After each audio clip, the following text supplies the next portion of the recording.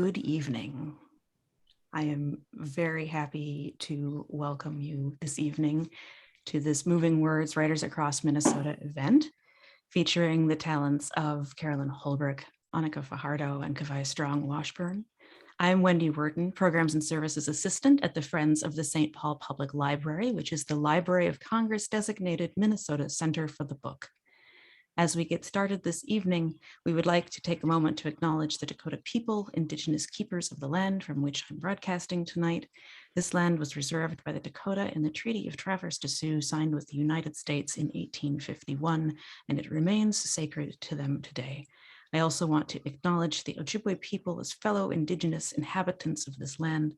Dakota and Ojibwe people are the original stewards of stories in this place now called Minnesota, and we at the Friends honor that tradition and the knowledge and values embedded in it as we lift up storytellers in our state today.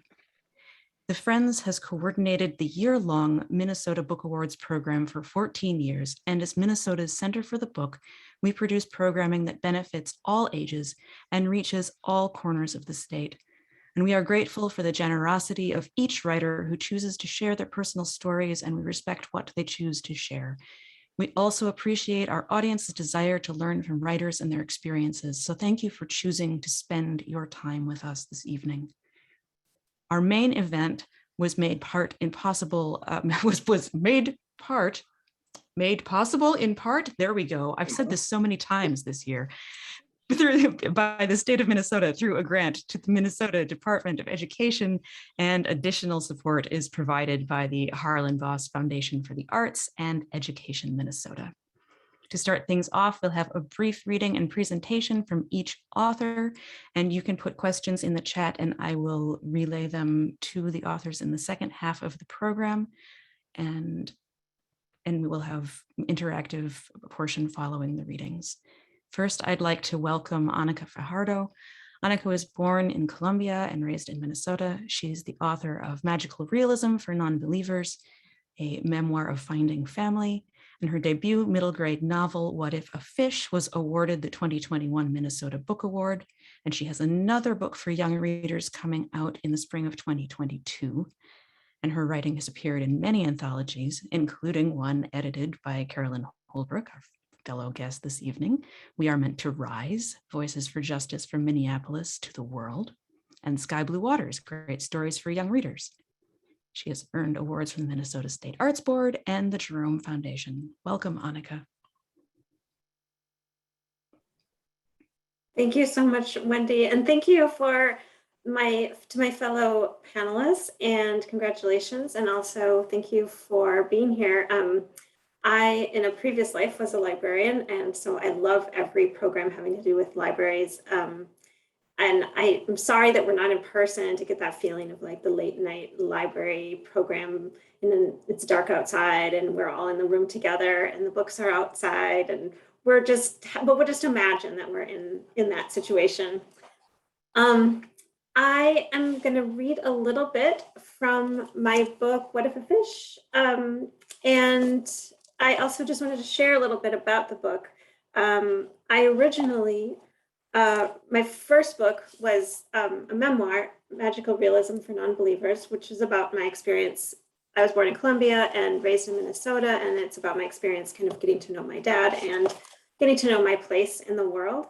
And while I was working on that novel, or on that memoir, I'd seen this young man actually, at Lake Harriet. I was walking around Lake Harriet in Minneapolis, and I saw this young man catch the most gigantic fish I have ever seen. Like you can't, I'd have to like back up. I didn't know fish in city lakes got that big.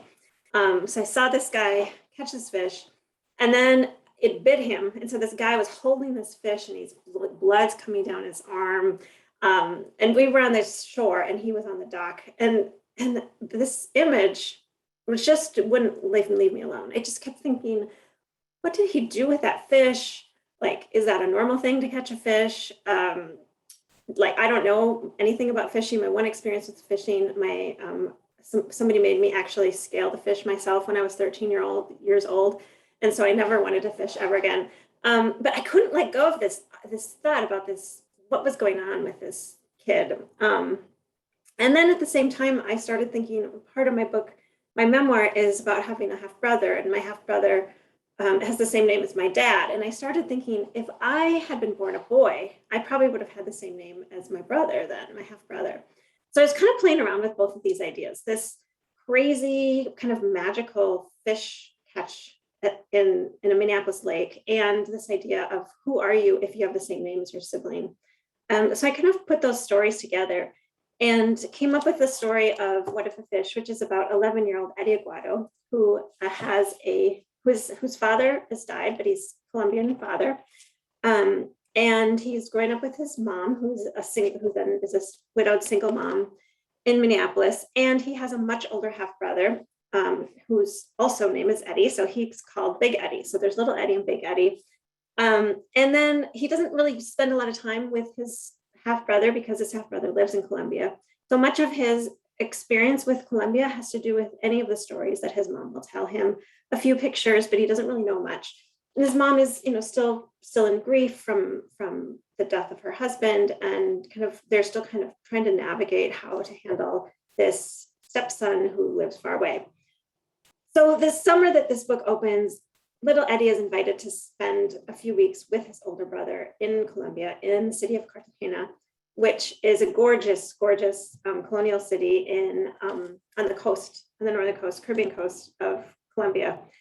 So little Eddie gets to go there, and then that he gradually gets to learn a little bit more about both his older brother and kind of where he came from and who he was and what his father was like, and that thereby kind of getting to know a little bit about where he fits into the Minnesota landscape, because he's had this really traditional Minnesota, kind of your average mixed kids growing up in Minnesota. A lot of the wonder of Minnesota, the natural world, and all the friendliness and openness of people, and at the same time, people who see him as an outsider or foreigner, and treat him badly because of what he looks like and his name. So I'm just going to read a little bit from smack dab in the middle. And the only reason I'm going to read this part is because this is another one that was based on something that happened in real life. So even though I've written a novel, because I started out writing memoir, I tend to write a lot of based in reality. So this is a portion of the story where his older brother, Big Eddie, has brought little Eddie to the beach, and so he's going to swim in the Caribbean for the first time. So we get to imagine we are not in cold Minnesota darkness, but it's warm and beautiful, and we're swimming in the Caribbean Ocean for the first time. Oh, and you'll have to know that Lake Mad is the name of the lake that is similar to Lake Harriet in real life, but in the story it's called Lake Madeline. It's like walking into a huge bathtub. At Lake Mad, you have to prepare yourself for cold water, even in the summer. But this is so warm, there's almost no difference between the air and the sea. Big Eddie is splashing in waves that surge forward and then back. The soft sand squishes with each step I take. I'm waist deep when something brushes against my ankle. I scream, what if it was a fish? I think of the stingrays that Mama used to see, and I try to run, but the water is a wall and I fall into the waves. Got you! Big Eddie's head appears above the water. He laughs and makes pinching motions with his fingers.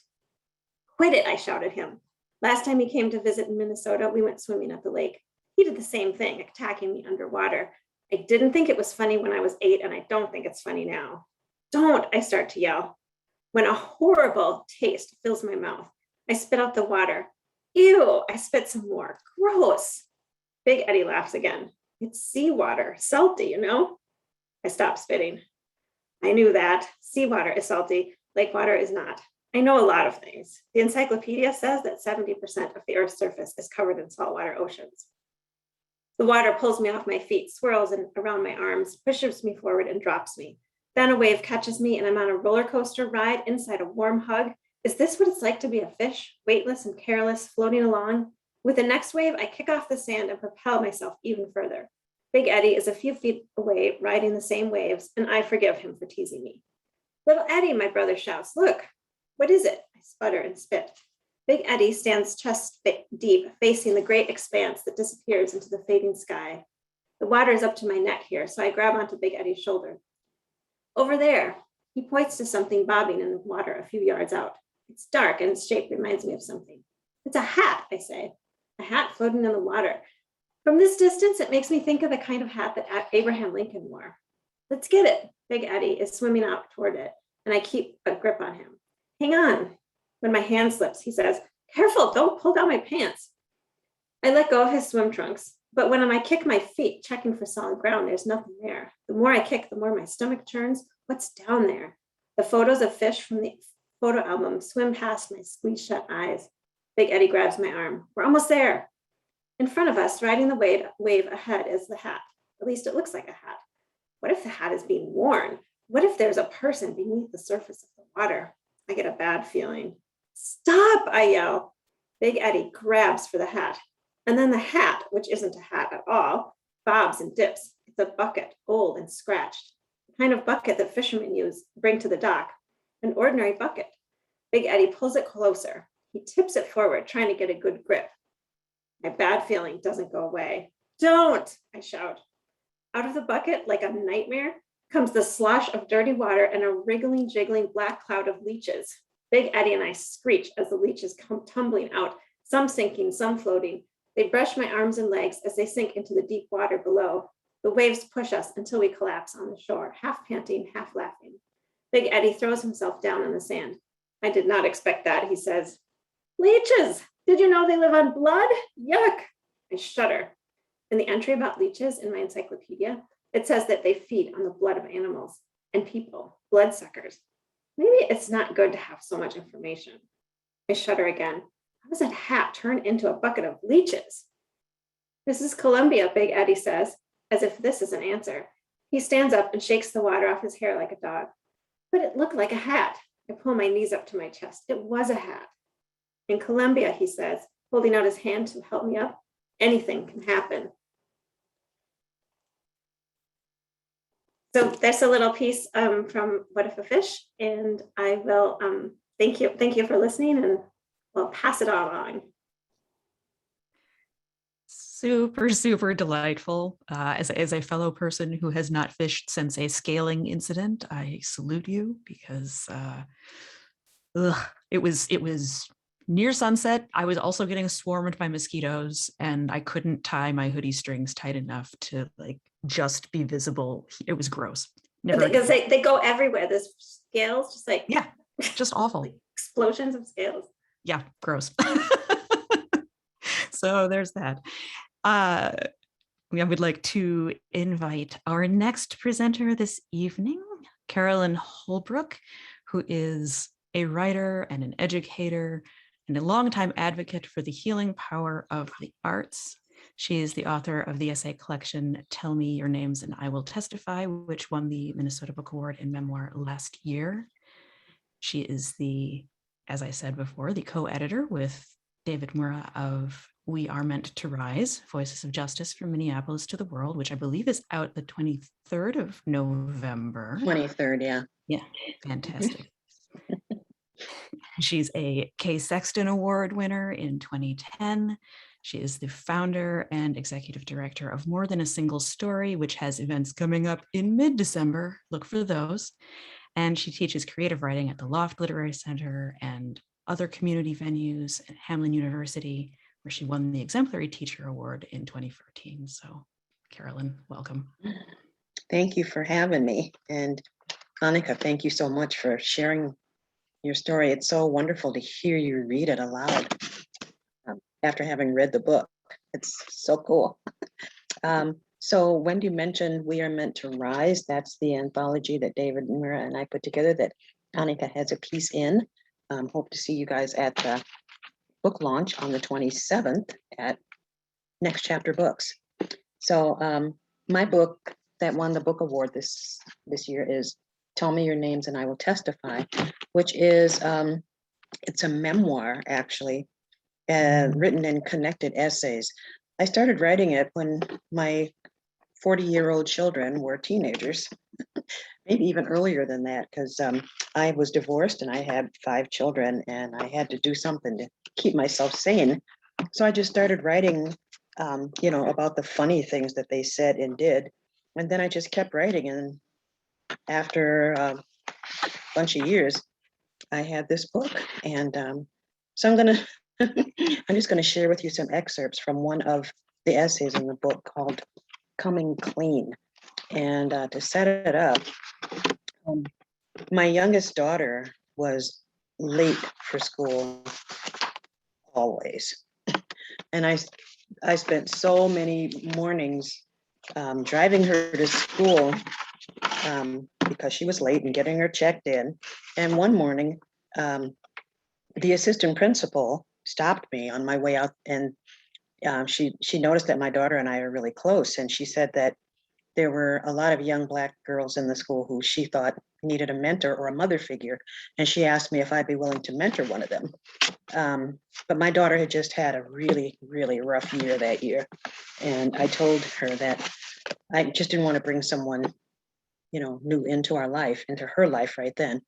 But what I could offer, because they still do at South High, programs for struggling students. And one of them was a program for teen parents. And I had been a teen parent. So I figured, well, maybe I'd like to try to teach a writing class with teen parents. And so I put together this wonderful syllabus and I started teaching this class with these teen parents. So I'm going to start I think it was probably the second or third day of the class. One day, one of the girls cleared her throat and gave her glasses a gentle nudge to keep, to keep them from sliding down her nose. Miss Holbrook, she said, "You're nice, but this is boring. No disrespect, but you don't know nothing about us. Why do you think you can come in here and help us by trying to make us write about things that don't mean nothing to us?" I looked around the table and heads were nodded in agreement. And I suddenly realized that in my effort to be professional and to avoid disappointing the assistant principal, I had denied those young women and men the very thing that they needed from any adult who works with them. And that is to just be my authentic self, to just be real. So I made a split-second decision to drop the lesson plan that I had so carefully put together and to come clean and show them that I knew more about them than they thought, that the reason I wanted to work with them was because I was one of them.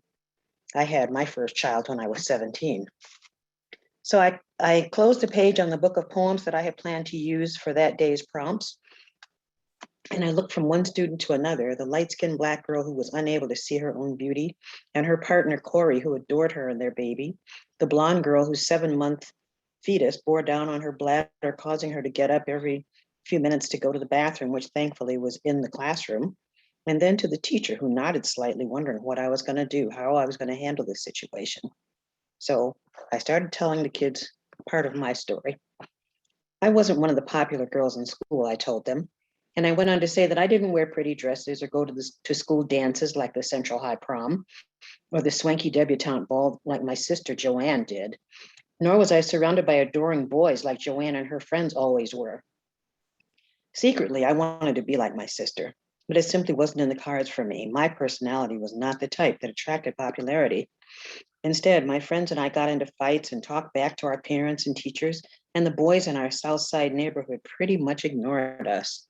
My mother and stepfather were strict, but one thing my siblings and I were allowed to do without supervision was to take the bus downtown for Saturday afternoon matinees. My friends and I looked forward to those weekly excursions because a group of boys from the North Side projects also went to those movies. It was 1961, and they reminded us of the gangs in West Side Story, the rough, sexy white boys we saw in reruns of James Dean movies, and of Sidney Poitier, the gorgeous actor from the Bahamas, who played Greg in Blackboard Jungle. And unlike the South Side boys, they liked us. So, moving forward just a little bit. Joanne and I had a pink Princess phone that sat on the nightstand between our beds. And I forgot, I fell in love with one of the North Side boys, of course. And so luckily Joanne always fell asleep first. So on the nights that Lonnie, that was his name, the nights that he was going to call, I would slip under the covers with my clothes on and hide the phone under my pillow, just a little afraid that Joanne would wake up when he called me. So one night he called and he said that he had been watching a small gas station that was open late. The guy who worked there seemed bored and weary, so Lonnie assumed that he would be easy prey. He was going to teach me to drive his old two-tone Buick. I knew he meant that I would drive the getaway car. Something inside of me trembled in fear at the thought, but only for a moment. The biggest part of me was excited, knowing that I was about to become a bad guy's girl like Maria and Anita in West Side Story. We drove around an empty lot until Lonnie felt confident that I could handle the Buick. Then he drove to the gas station and parked a few houses away. He got out, leaving the engine idling, and he kissed me and said, "You know what to do, baby." I slipped over to the driver's seat, heart pounding, shoulders tense, with sweaty palms gripping the steering wheel. I began to question what I was getting myself into. Sure, it was thrilling, but what if we got caught? Was jail as romantic as the movies made it seem? Was this boy worth the possible consequences? I didn't have much time to wonder. Soon, there was a noise that sounded like popcorn popping that came from the gas station, and Lonnie ran out holding a pistol. He jumped into the passenger seat and I took off. We didn't get very far before we heard sirens blaring and saw red and blue lights flashing in the rearview mirror. The young parents, back to the classroom, the young parents they stared in amazement when I told them how that night resulted in my being sentenced to the Minnesota Homeschool for Girls in Sauk Center. And the doctors soon discovered that I was 3 months pregnant. And because of the heart condition I was born with, they sent me back to Minneapolis to spend the remaining 6 months of my pregnancy incarcerated on the maternity ward at the University of Minnesota Hospital in a bland room with white walls, a cold linoleum floor, and 4 beds. A steady stream of women came in with labor pains and left within a few days with their newborns. There were also long-term patients, juvies like myself, and women who were there because of difficult medical problems. Tongues clucked and grunts gurgled from the students' throats when I told them that my mother and stepfather wouldn't let me bring my baby home. I had no choice but to put him in a foster home or give him up for adoption. I chose foster care. However, I was only allowed to see him once a week on Saturday afternoons, 1 hour at a time for the first 14 months of his life. Then moving forward to the students, they just, I had them riveted by then because, they knew that, wow, okay, this lady is not who we thought. And so I told them about, how I married later on and, stayed in this abusive marriage for 4 more children, and then finally found my way out of it. And so then, let's see. The question I definitely had the students' attention now. Questions flowed one after the other, most centering on why I had stayed in an abusive relationship for so long, how I dug myself out of poverty, and how I got to where I was then with them in that classroom. I answered all their questions candidly and was especially thrilled to tell them about Miss Johnson, my 8th grade English teacher. She played a major role in my eventual return to education. Miss Johnson had somehow made me feel like she saw more in me than just a girl who so often gave teachers good reasons to send her to the principal's office or to simply ignore me, making me feel invisible. She always had a smile for me when I entered her classroom, and she enjoyed the poems I wrote in her class. And even though there are a lot of well-educated people in my family, she was the first person to make me feel like I might someday be college material myself. Her belief in me stayed in the back of my mind throughout my years of struggle. She is the reason why today I look for the light in the students I work with at the private college and at the community college where I've taught. Because of Miss Johnson, I know how important it is to focus on the light, even though it may be shining dimly when students first enter my classroom. I know firsthand that a spark I light may someday catch fire. I also know that, like Miss Johnson, I may not be the one to witness the flames I may have ignited. So after that day, the kids, they got into the writing, and we just started having a really great time. And one day, this kid named Andy, who never said a word, he was always there. He always came to class, and he always just sat there with his arms folded, just a surly look on his face. But he adored his partner and their baby, so he came to class.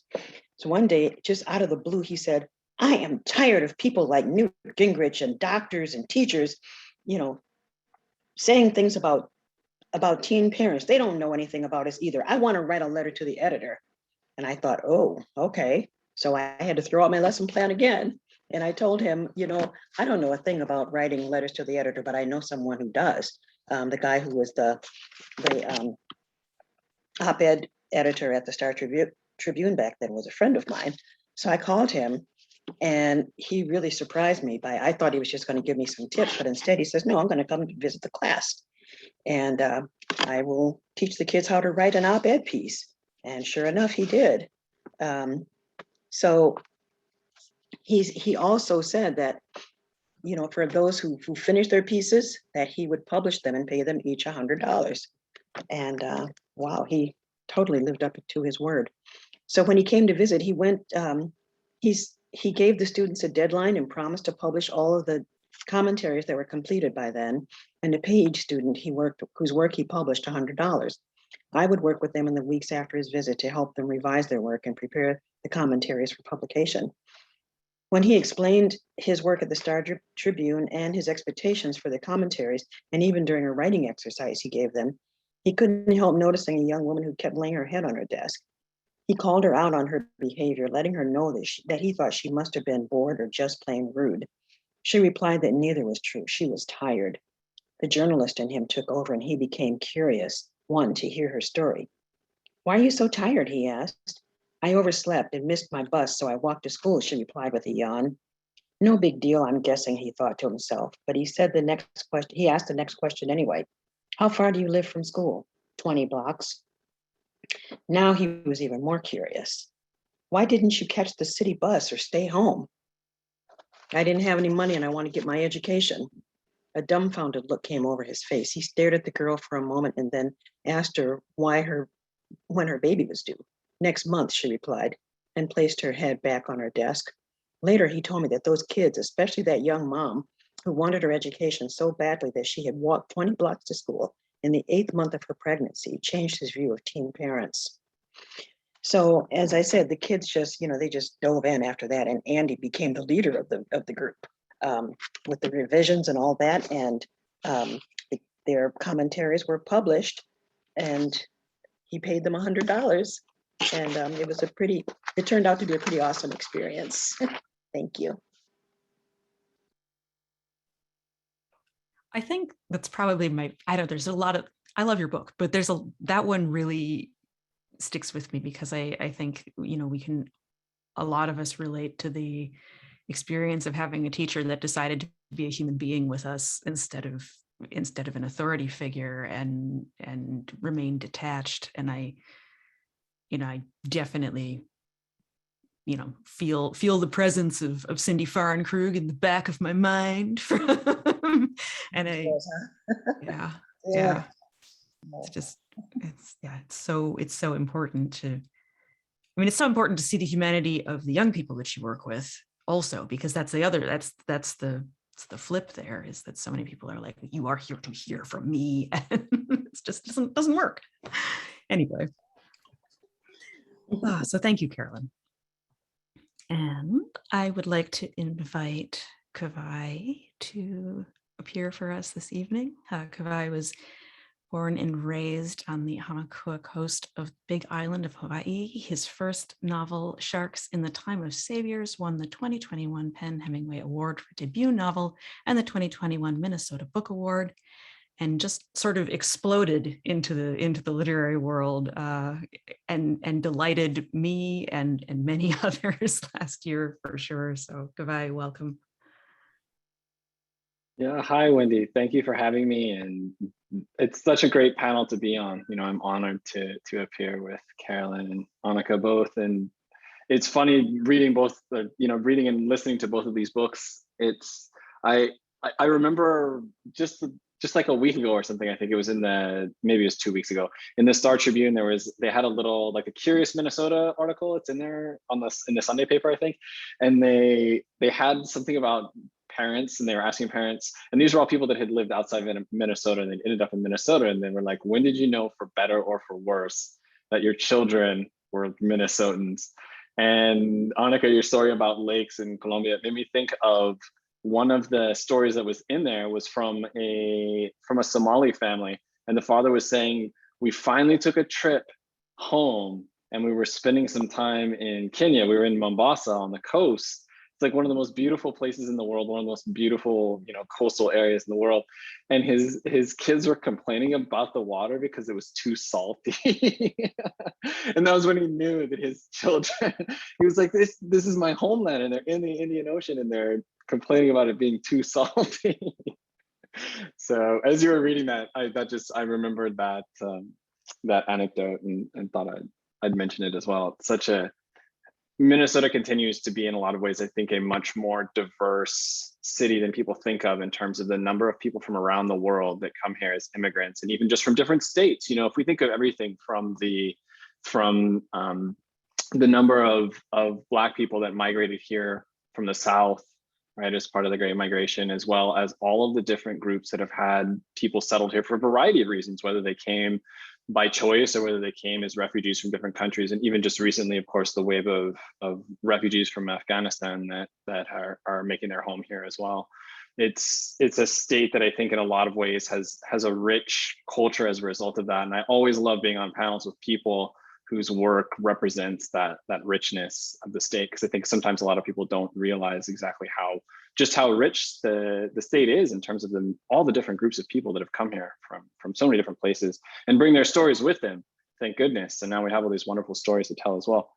So I'll read from Sharks in the Time of Saviors, which this came out, I don't know, a while ago. Time's weird. I guess it's almost been 2 years, and all I ever do is stuff on virtual stuff. I think I did one event. I did one live event, the book launch at Majors and Quinn, and that was March 8th or something.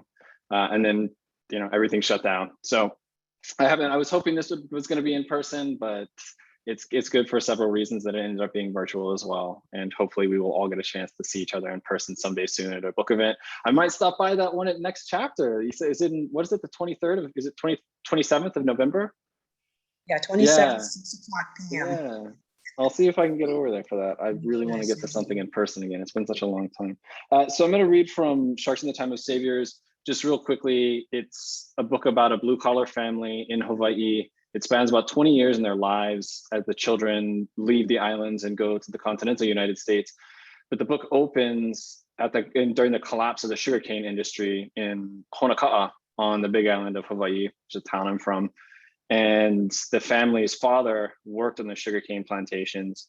And following that collapse, they're struggling financially, but they decide that they're going to take just one day. They decide they're going to take just a day for themselves, like a little holiday, like all the tourists get to have. And they go on a glass bottom boat ride, and the youngest son of the family falls over the boat. He's saved from drowning by sharks, and the family takes that as a sign of favor from ancient gods, and they start to believe themselves as being marked, being destined for something greater than the sort of struggles that they're feeling. And as the novel goes on, we start to see these abilities that the youngest son has. His name is Nainoa. He starts to have these abilities that he doesn't understand. And so the novel kind of starts with that as its beginning, and it follows the lives of the children and the parents as a result of this event and sort of where it takes all their lives. The section I'm going to read from is early in the novel, but it's after we started to see just a little bit about the things that Nainoa is capable of.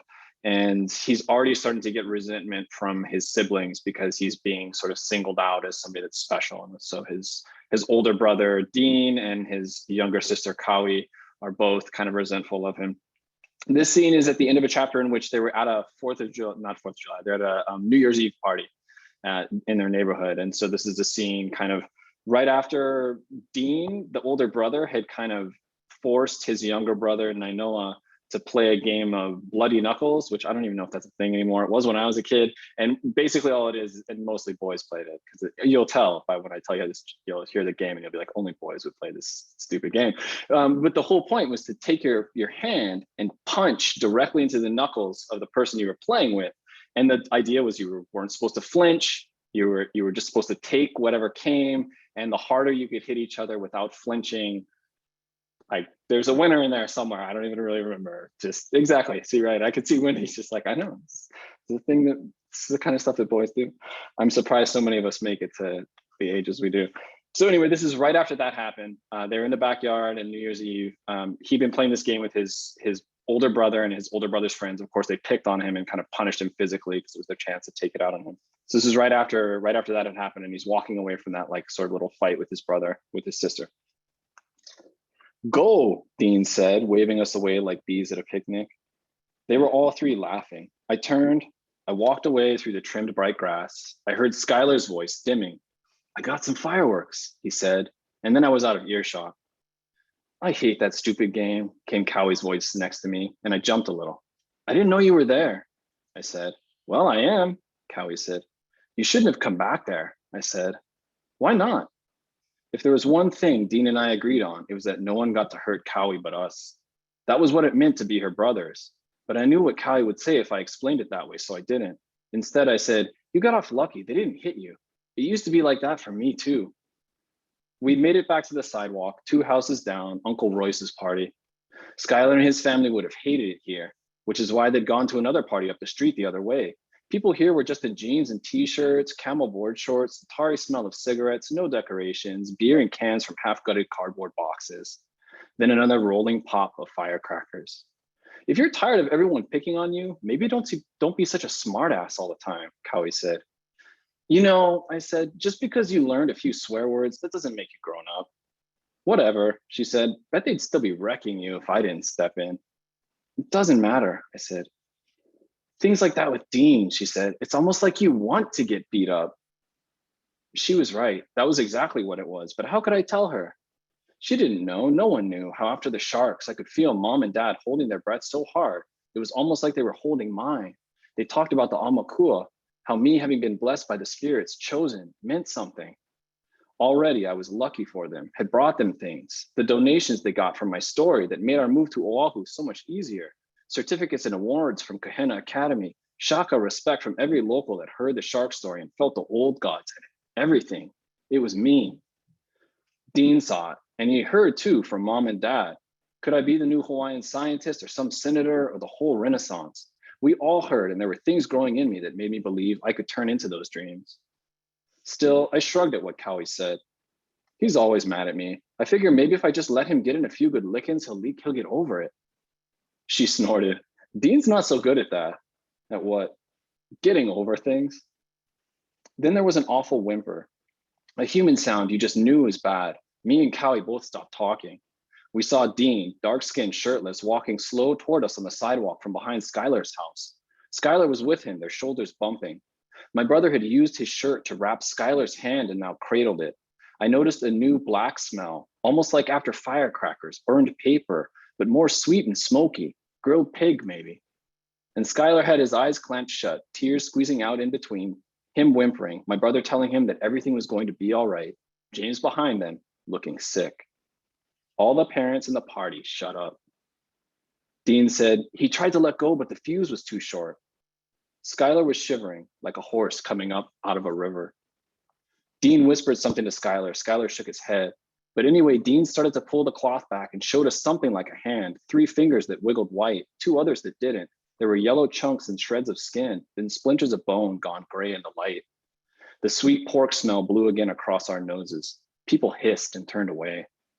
Then voices came up again, loud and urgent, someone's keys jingling, while I stepped forward and touched Skylar's hand. I didn't know what I was doing. Even Dean asked me that, "What are you doing?" But I didn't answer because there was too much in me to speak.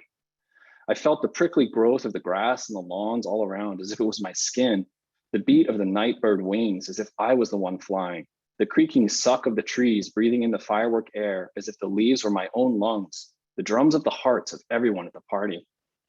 I touched Skylar's hand. My fingers traced the splinters of bone and shreds of skin. And in the space between our hands, something pulled like magnets, and there was a warmth. But Skylar's dad arrived, pushed me back, and closed the door over his son's hand. It was better already, I swear, the skin closing back, the bones stitching themselves. I saw it was better. And suddenly my head felt fizzy, filled with helium, like after running too fast for too long. I stepped away. I tried to lean against the folding table with the mac salad and musubi, but my hand missed the table top, touched only air. I ended up on the ground, on my ass, for the second time that night. From there, I watched as 2 fathers took Skylar into a truck, the square sound of the doors closing, the chatter and roar of the engine starting, and somewhere more distant, pop, pop, pop.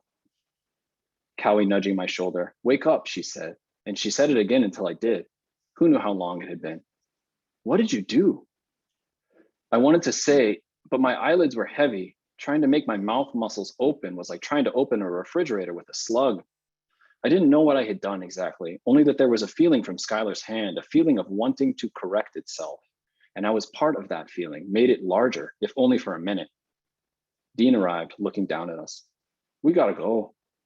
I could see something burning there behind his eyes, scared and angry and shamed.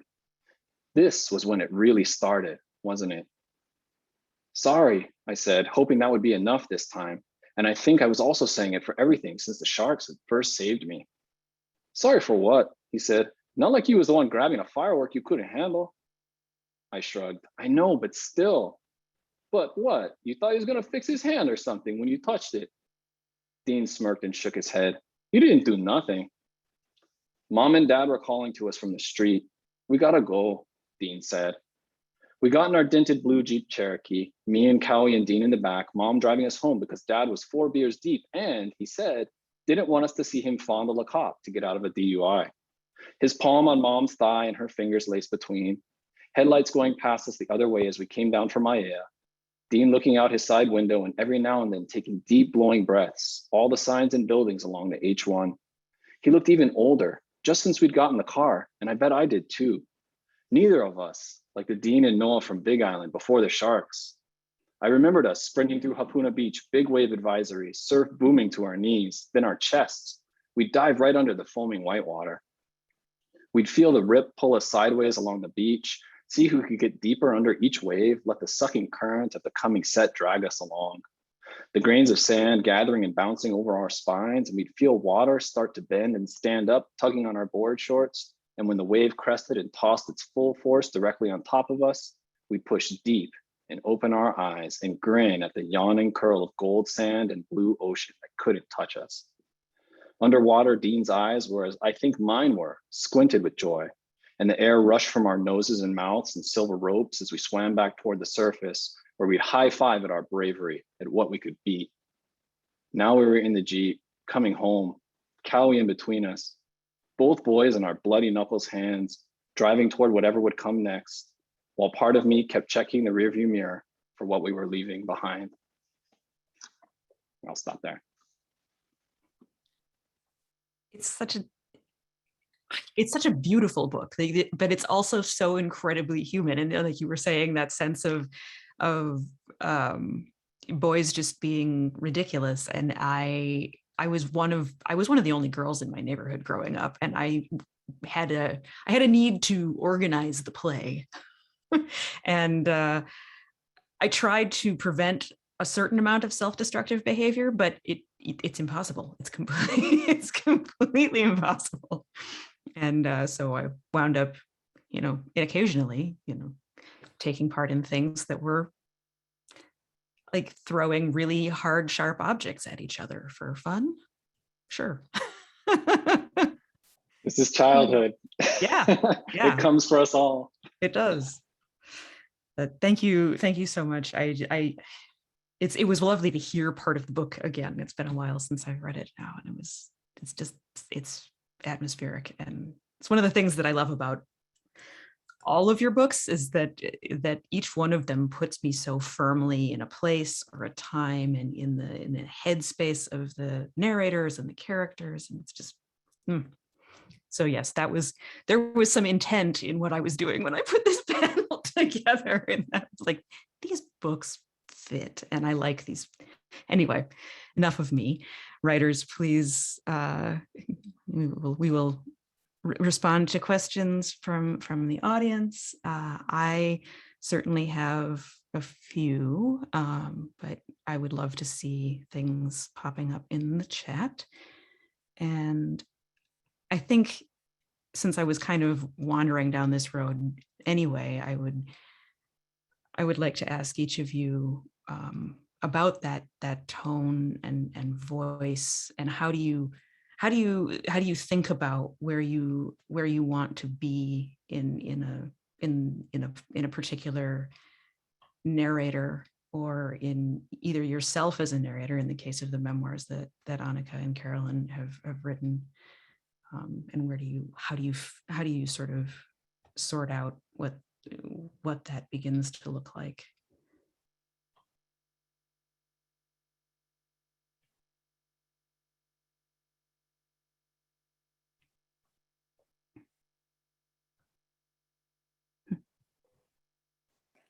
Since we're not all jumping, I'll take a stab. This is a very hard question because a lot of it is just like it just does. I don't know.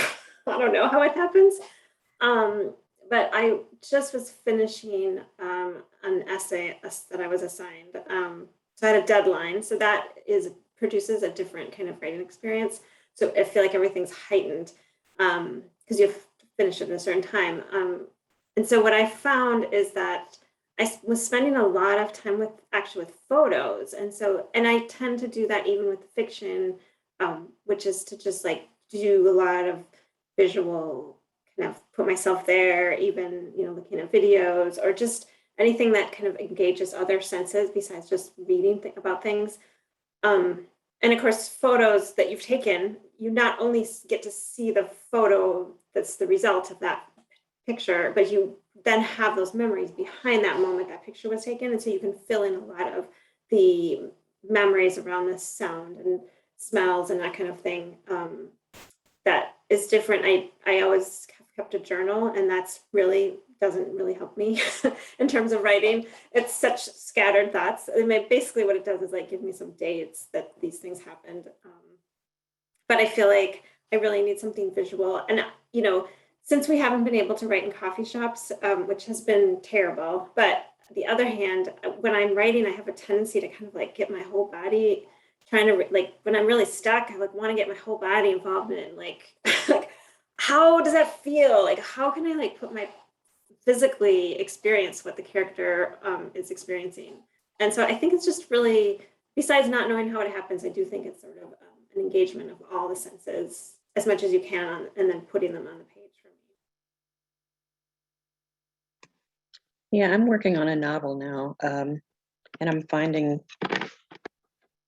it to be a really interesting experience for someone who has been writing creative nonfiction for most of my writing life. And I'm finding that the characters are just, it's kind of interesting and fun to just ask them, what are you thinking? Who are you? What do you want to tell me? And hearing, what comes back to me is kind of fascinating. As far as the writing memoir, I sort of, well, when it was time to start working on developing the book for publication, my editor suggested that for some of the older essays, that I take a then and now approach and go back and, think about how I see that now, as opposed to how I saw it when it was happening. And that was a really interesting exercise that I would recommend to anybody who's, thinking about going back to earlier experiences. How do you see it now, and how did you see it then? Yeah.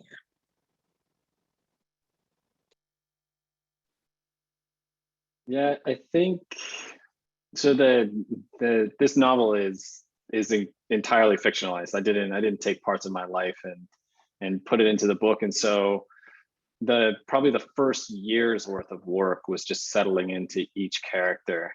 And I think until I had really had a good sense of what each character was and some thoughts about where they might go as a result of that, there wasn't much else that I really felt like I could work on until I got that down. And I really just spent time building out each character's voice. And so a lot of the stuff that I did that it just never ended up being part of the novel was just writing little scenes, trying to ask myself a question what would Kawai do if somebody accidentally bumped into her at a movie theater and dumped soda on her or something, right?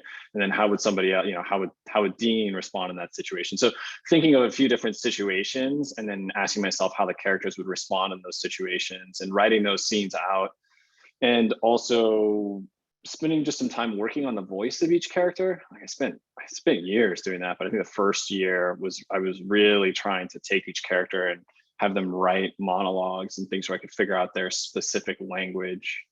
And once I had those things in place, I feel like it was easier to move forward with the story at an accelerating pace. Once I kind of knew what their voices were like and knew what the characters were like internally, it became easier to know that when specific events were happening, how each character would respond. And I kind of worked it that way from the inside out, which was horrible. It took like forever.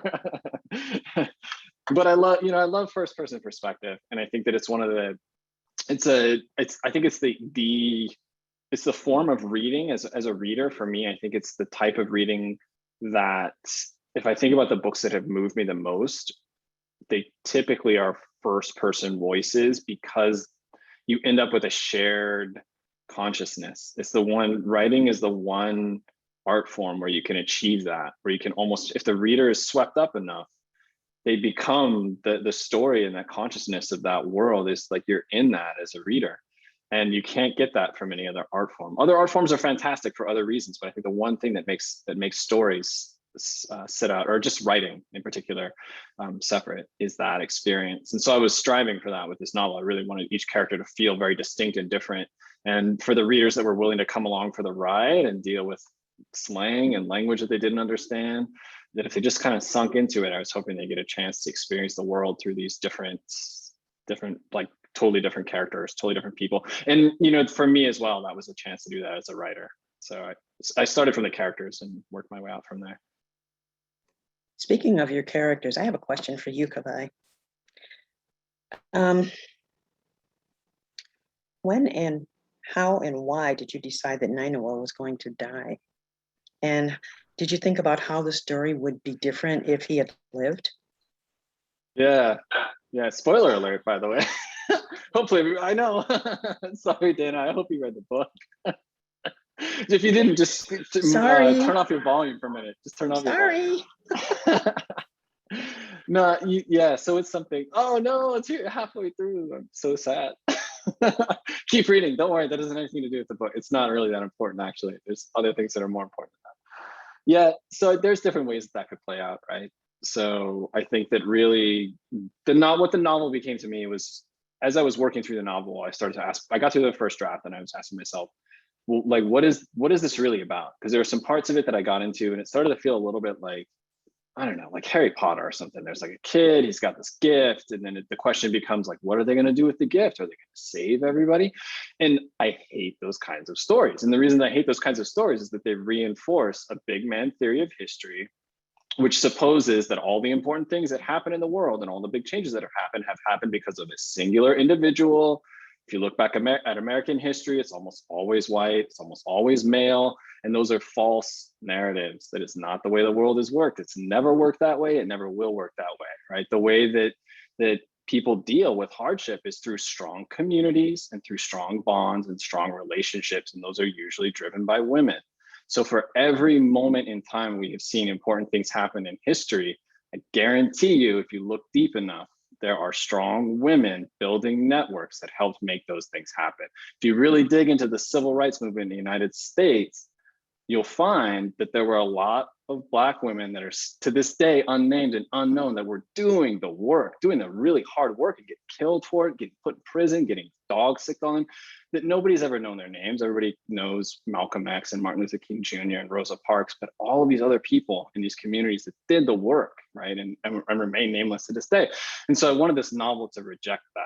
And I think that when I settled on that as being kind of one of the operating themes of the book, then that's where you end up with Nainoa as a result, right? And I also wanted it to be an opportunity for the family to have this false narrative.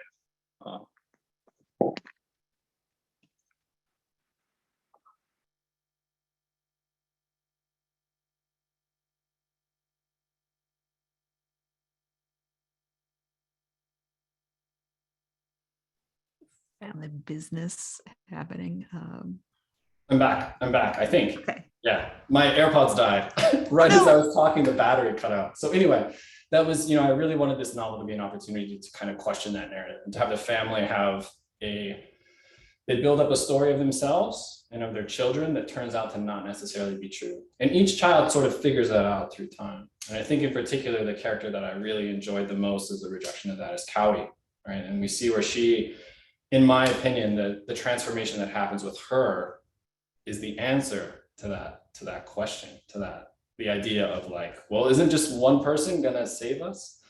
And I think Kawai shows us something different. So hopefully I didn't give anything away, Dana.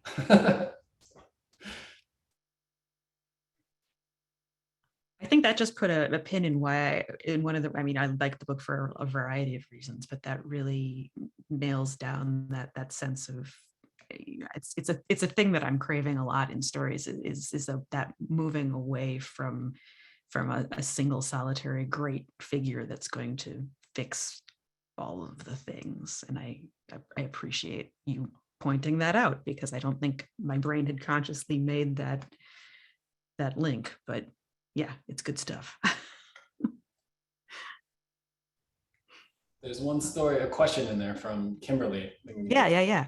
And I think for Anika and Carolyn especially, what is it like to put your very personal stories out into the world as a memoir, and I think I would add, how does it change your relationship to the experiences?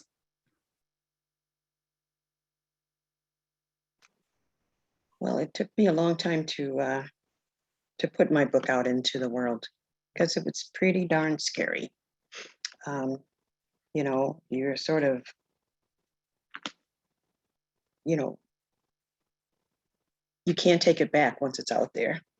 And yeah, it was really, really scary for me. And I've been relieved and pleased by the response to my book.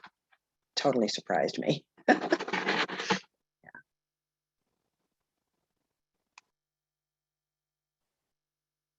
I always tell my students, don't write a memoir for therapy. Like, therapy is so much easier and probably like actually solve your problems.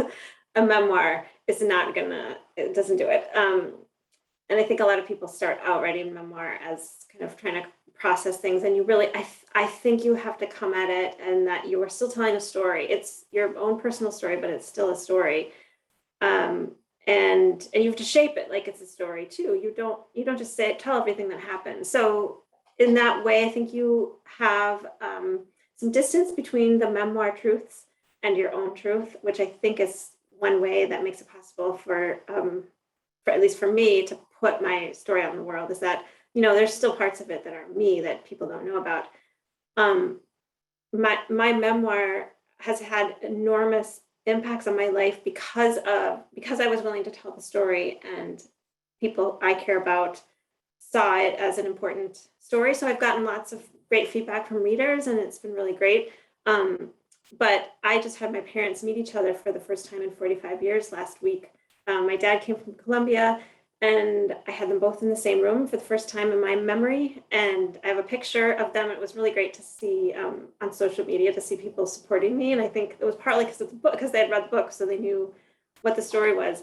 And so that's like a really positive side. It's still not a replacement for therapy, but I think you know, it can do good, but you do have to be really, I think you have to be really willing to be very vulnerable, and also know that there's sort of these two separate pieces of yourself. And that's kind of the only way to do it. And I think, Carolyn, maybe we probably had the same editor, Eric, and he gave really great advice to not throw anyone under the bus. Anything that wasn't really necessary, that was maybe not super kind, we took all that out, because it's not necessary to hurt anyone's feelings. And so to be as kind as possible. I think that's really, really great advice. Yeah, for me, one of the reasons it took a long time is that I had a very difficult relationship with my mother, and I really, really did not want to write a mommy dearest type of memoir.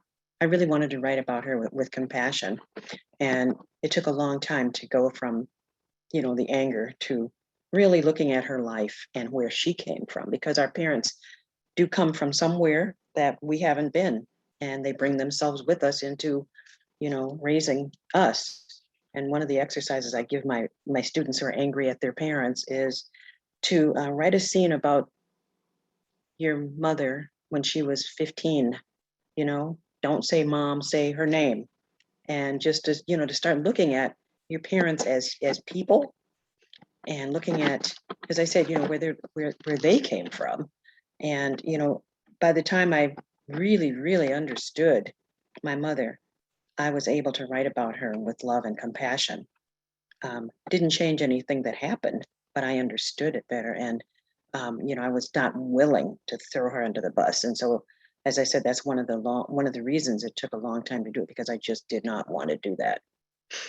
Yeah.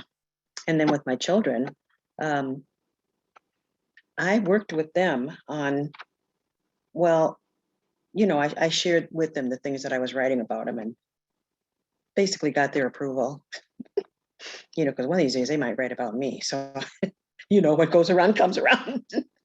No, besides, it's just important to, I feel, not to throw anyone under the bus. That's just not for me. That's not what memoir is for. No, is to, tell your story, to tell the truth of your story, but to do it with love and compassion.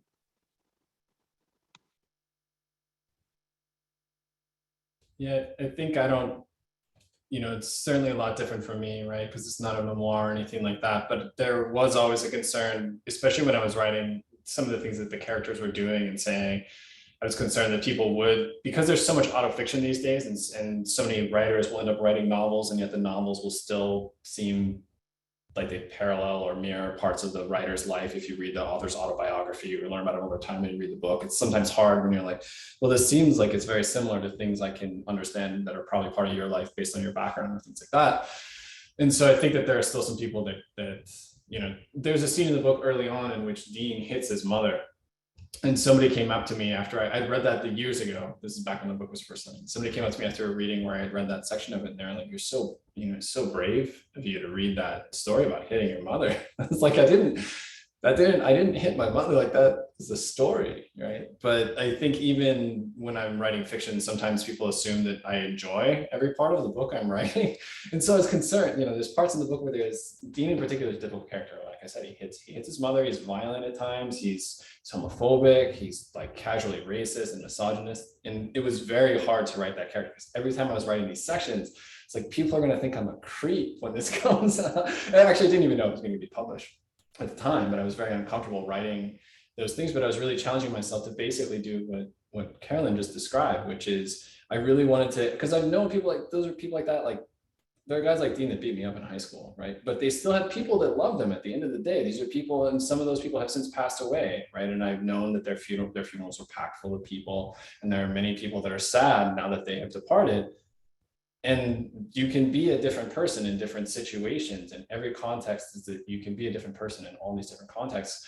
And so I challenged myself when I was writing characters that I disagreed with the things that they were doing, and the opinions they had in their head. When I have to write things, and I would try to render these thoughts that are in my mind are awful, but I had to render them in a way that they had their own internal logic that agreed with the character in such a way that we would all, hopefully, if you're reading it, experience understanding, of somebody that's not like you. And it doesn't mean you agree with what they do, or it doesn't mean you approve of it, but there's a little bit of understanding that's still important to go with that, to understand that ultimately people, like the reason people make the decisions they do, it's much more complicated than any of us can imagine.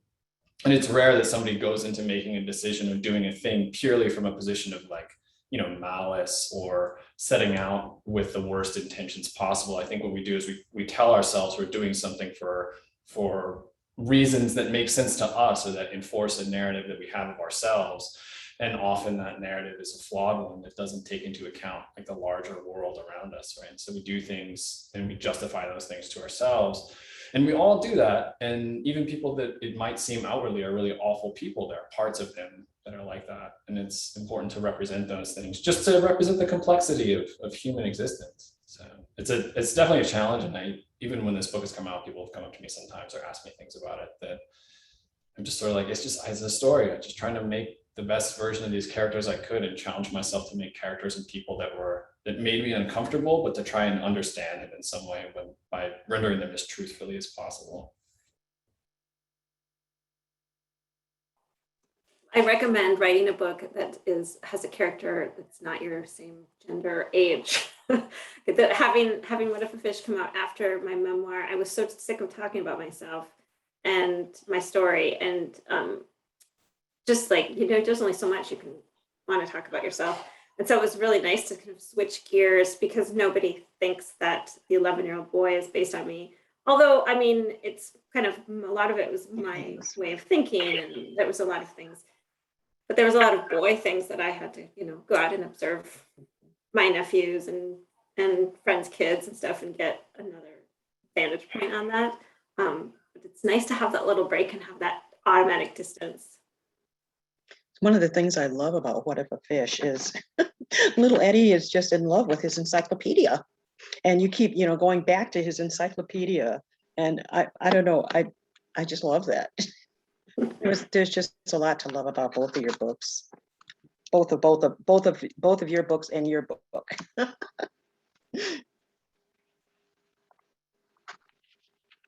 Well, I would like to give the audience a chance to toss any other questions that they have in the chat, but if there aren't, we can certainly wrap up, because I know that sitting on Zoom for more than an hour can sometimes be a bit much. So with that said, I definitely appreciate what the three of you have shared about the way you write, about the way you approach teaching people about writing. I think as someone who I mean, I do a lot of these programs, and I learn something. I learn about a different approach every single time, and do spend some time trying to sort through if that would be a good approach for me, because I try to put my words on paper from time to time.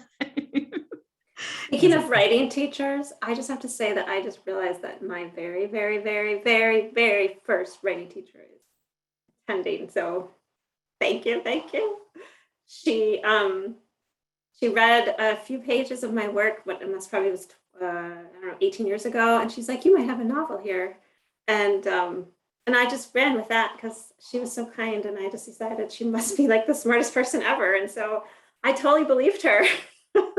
Only took me like another 13 years to accomplish anything, but so it's good. It's good to have those teachers, good for teachers to know that you are doing some amazing things. Yes. I think we can. Yay! That's so sweet. Thank you, Paula, for saying good things to Anika, because we are glad to have her. And yeah. I am so proud to be even marginally a part of this fantastic literary landscape that Minnesota has, and all of the different voices. And it's just been an incredible experience to even get to know you a little bit in these. Yes, thank you, Anika. Write badly, begin again.